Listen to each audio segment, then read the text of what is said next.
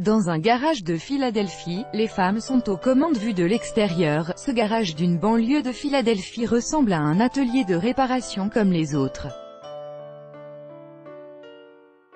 Mais quand on entre à l'intérieur, la différence saute aux yeux, il n'y a qu'un seul employé masculin au milieu des moteurs, pneus et autres châssis.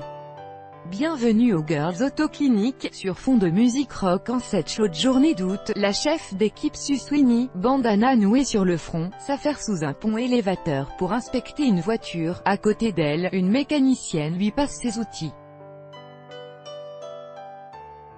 Au Girls Auto Clinic, des femmes ont décidé de se réunir pour s'affranchir des clichés sexistes sur le monde des voitures, dominé par les hommes. J'étais une femme qui travaillait dans l'industrie automobile, j'y ai détesté toutes mes expériences professionnelles, explique la pétillante fondatrice du garage, Patrice Banks. J'avais toujours l'impression qu'il fallait qu'un homme vienne avec moi chez le mécanicien, sinon on m'arnaquait.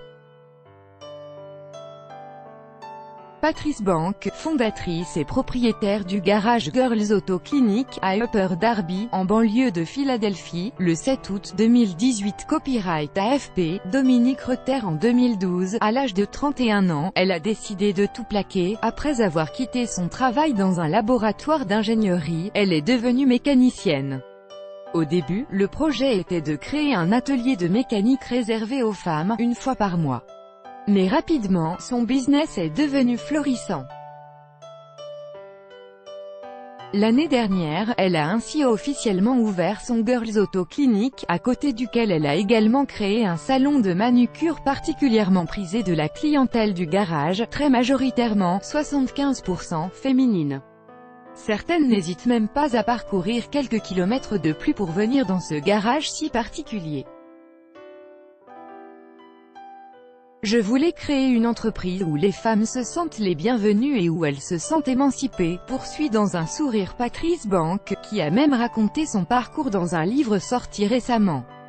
Si nous sommes les principaux clients, nous ne devrions pas nous sentir maltraités ou mal comprises.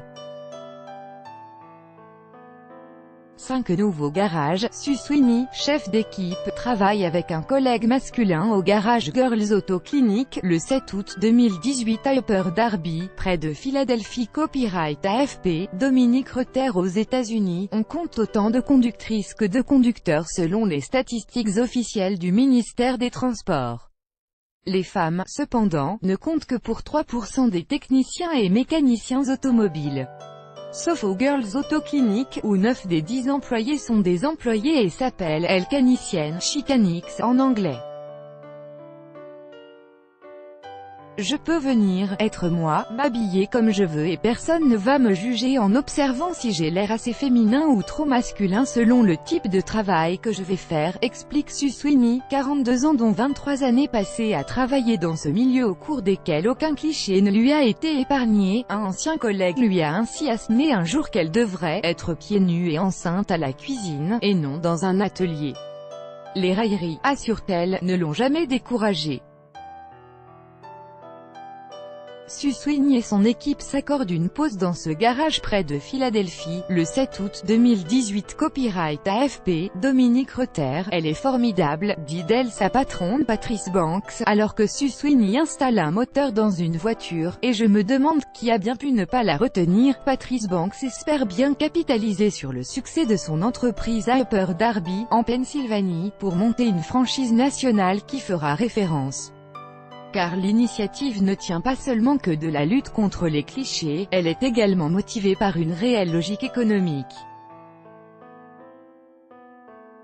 Avoir une entreprise possédée et gérée par des femmes, avec des employés entraînés me semble être une bonne idée, note Arthur Wheaton, professeur à l'université Cornell, spécialisé dans le secteur de l'industrie. Il y a certainement une possibilité de croissance économique dans le secteur de la réparation automobile puisque de moins en moins de personnes se tournent vers les emplois qualifiés, poursuit-il. Patrice Banks a ainsi récemment lancé une campagne de financement participatif pour ouvrir 5 nouveaux garages d'ici 2020, et y a-t-il quelque chose de plus important en ce moment que l'émancipation des femmes, interroge-t-elle. Nous surfons sur cette vague, les gens attendent des initiatives comme ça. Le moment est venu. Tout droit de reproduction et de représentation réservé. Copyright 2018, Agence France Presse.